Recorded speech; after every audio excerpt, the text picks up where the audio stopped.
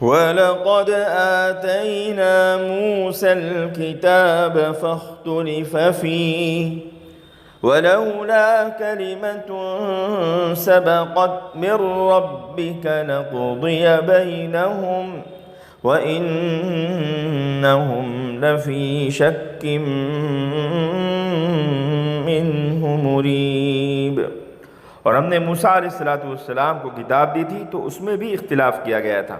اور اگر آپ کے پروردگار کی طرف سے پہلے ہی ایک بات مقرر نہ ہو چکی ہوتی تو ان کے درمیان فیصلہ ہو چکا ہوتا، اور یقیناً وہ ایسے بیجا شک میں ہیں جو ان کے لیے تذبذب کا باعث ہے۔ یعنی آپ پر اللہ تعالیٰ کی طرف سے اترنے والی کتاب سے متعلق اختلاف میں پڑ جانا اور کچھ لوگوں کا اس کو قبول کرنا اور کچھ لوگوں کا قبول نہ کرنا کوئی نئی بات نہیں ہے، بلکہ جب حضرت موسیٰ علیہ السلام کو تورات دی گئی تو ان کے ساتھ بھی یہی ہوا، کچھ نے تو مانا اور کچھ نے نہیں مانا۔ نیز وہ کتاب کے سلسلے میں اس طرح شک میں ہے کہ وہ خلجان کا شکار ہے، یعنی آخرت کے واقع ہونے اور اللہ کی طرف سے بدعمالیوں پر سزا دیے جانے کے سلسلے میں وہ بے یقینی کے اندر مبتلا ہے۔ موسیٰ علیہ السلام کو تورات دے کر بھیجا تو وہ اس طرح پھوٹ پڑی کہ کسی نے قبول کیا اور کسی نے قبول نہ کیا، قوم آپس میں منتشر ہو گئی، جس طرح آج قرآن عظیم کے متعلق اسی طرح کا اختلاف پایا جاتا ہے اور ہو رہا ہے۔ بے شک خدا کو قدرت تھی کہ یہ اختلاف و تفریق پیدا ہی نہ ہونے دیتا، یا پیدا ہونے کے بعد تمام جھٹلانے والوں کا فوراً معاملہ ختم کر کے سارے جھگڑے کو ایک دم میں چکا دیتا، مگر اس کی حکمت تکوینی اس بات کی متقاضی ہوئی کہ اس اختلاف کو باقی رکھا جائے۔ ایک بات اس کے یہاں پہلے سے طے شدہ ہے کہ انسان کو ایک خاص حد تک اختیار کی آزادی دے کر آزمایا جائے کہ وہ کس راستے پر چلتا ہے۔ آیا خالق و مخلوق کا ٹھیک حق پہچان کر خدا کی رحمت و کرامت کا مستحق بنتا ہے، یا کجروی اور غلط کاری اور فطرت کے خلاف اپنی عقل اور اپنی صلاحیت کو استعمال کر کے اپنے آپ کو خدا کے غضب اور خدا کی ناراضگی کا مظہر ٹھہراتا ہے۔ اسی لیے قرآن پاک کے اندر آپ پڑھیں گے اکثر و بیشتر مقامات پر اللہ تعالیٰ نے فرمایا لِيَبْلُوَكُمْ أَيُّكُمْ أَحْسَنُ عَمَلًا، کہ تم میں کون اچھا عمل کرنے والا ہے۔ اسی مقصد کو پیش نظر رکھتے ہوئے انسانیت کی ساخت ایسی بنائی گئی کہ وہ نیکی یا بدی کے اختیار کرنے میں بالکل مجبور نہ ہو، بالکل مضطر نہ ہو۔ اس کا لازمی نتیجہ یہ ہے کہ دنیا میں خیر اور شر، نیکی اور بدی کی باہمی لڑائی اور باہمی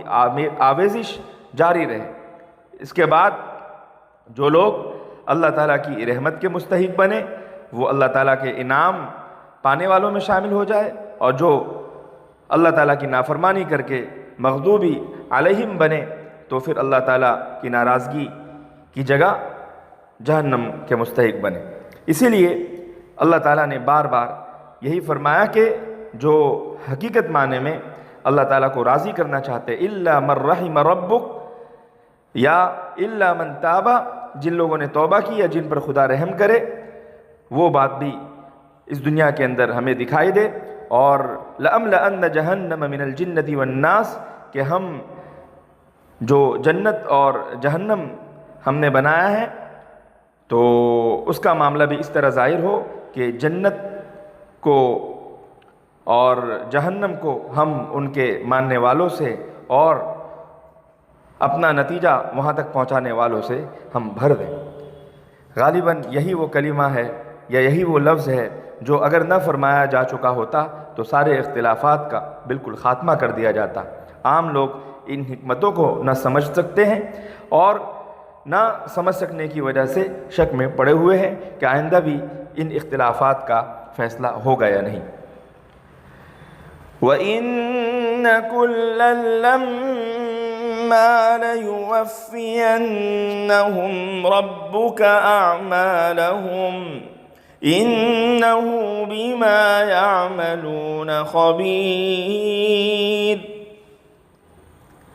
اور جب وقت آئے گا تو آپ کے پروردگار سبوں کو ان کے عمل کا پورا پورا بدلہ دیں گے، یقیناً اللہ ان کے اعمال سے باخبر ہے۔ یعنی ابھی وقت نہیں آیا کہ ہر ایک کے عمل کا پورا پورا بدلہ انہیں دے دیا جائے، لیکن جب وقت آ جائے گا تو یقیناً ذرے ذرے کا حساب کر کے بتا دیا جائے گا۔ تاخیر عذاب سے یہ نہیں سمجھنا چاہیے کہ اللہ تعالیٰ کو تمہارے اعمال کی خبر نہیں، بلکہ یہ تاخیر ہے اللہ تعالیٰ کی اپنی حکمت کے تحت، ورنہ اللہ تعالیٰ ہر چیز سے اچھی طرح باخبر ہے۔ فاستقم كما أمرت ومن تاب معك ولا تطغوا إنه بما تعملون بصير۔ لہذا جیسے آپ کو حکم دیا گیا ہے اسی طرح آپ بھی ثابت قدم رہیے، اور وہ لوگ بھی جنہوں نے آپ کے ساتھ توبہ کی ہے، اور تم لوگ حد سے تجاوز نہ کرو، تم لوگ جو کچھ کرتے ہو یقیناً اللہ تعالیٰ اس کو دیکھ رہا ہے۔ یہ آیت کریمہ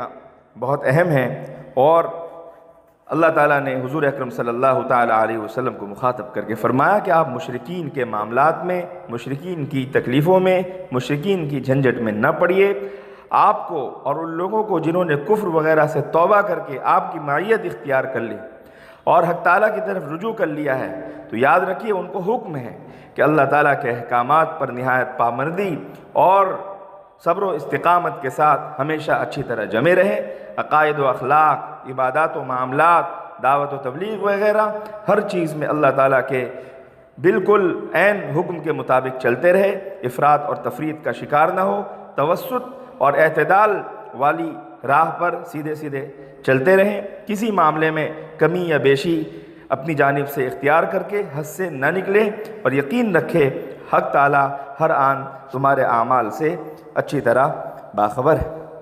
تو اس آیت کریمہ میں بہت واضح طور پر فرما دیا کہ ثابت قدم رہنے کا مطلب یہ ہے کہ اللہ کے حکم کو صرف ماننا کافی نہیں بلکہ اس پر عمل کرنا بھی ضروری ہے، اور یہ بھی کافی نہیں کہ ایک دو بار عمل کر لیا جائے بس پھر اپنی خواہش کے مطابق زندگی گزاری جائے، بلکہ ضروری ہے کہ پوری زندگی ہمیشہ اللہ کے حکم کے مطابق بسر کی جائے۔ رسول اللہ صلی اللہ تعالیٰ علیہ وسلم سے منقول جامع ارشادات میں سے ایک یہ بھی ہے، صحابی رسول حضرت سفیان بن عبداللہ ثقفی رضی اللہ تعالیٰ عنہ نے آپ صلی اللہ تعالیٰ علیہ وسلم سے درخواست کی کہ مجھے کوئی ایسی مختصر بات بتلا دیجئے کہ آپ کے بعد مجھے اور سے پوچھنا نہ پڑے، تو آپ صلی اللہ تعالیٰ علیہ وسلم نے فرمایا قل آمنت باللہ ثم استقم، یعنی کہو کہ میں اللہ پر ایمان لایا اور پھر اس پر ثابت قدم رہو۔ اور صوفیہ کا مشہور قول ہے الاستقامہ فوق الکرامہ، یعنی احکام شریعت پر قائم رہنا یہ کرامت اور معجزات سے بڑھ کر ہے۔ اس لیے اللہ تعالیٰ سے ہمیشہ اپنے دین و اعمال الہیہ پر ہمیشہ ثابت قدم رہنے کی توفیق مانگنی چاہیے۔ یہ بہت بڑی دولت اور بہت بڑی نعمت عظمیٰ ہے۔